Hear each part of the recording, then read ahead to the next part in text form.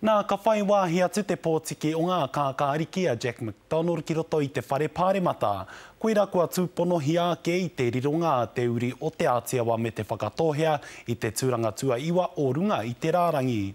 I kōrero tahira wako eruera rerekura mōna a Wheronui. Ko ia pea te whetū hou o ngā kākāriki. Kua piki ake a Jack McDonald i te rārangi tārewa mai te 21 ki te iwa.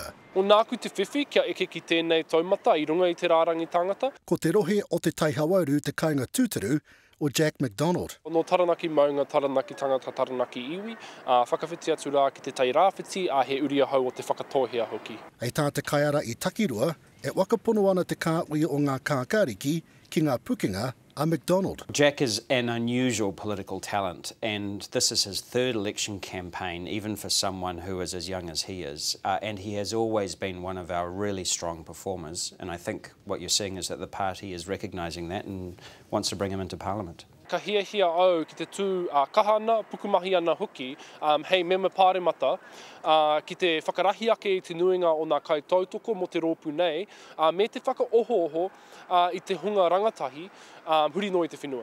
E ai ki te pōti Wakaro, e wakaaere i ana i tēnei wā, ka riro i te uri o Taranaki me te whakatohia, he tūru e mema pāremata. He has an extremely good chance. I mean, the final list, which is voted on by all of our members, usually strongly resembles the initial list. There's always a bit of movement, but it would be very unusual for him to having gotten to such a good position to then somehow lose it. Kia hau nei, he tohu o te tautoko o te rōpū kākāriki ki ngā kaupapa me ngā mātāpono Māori.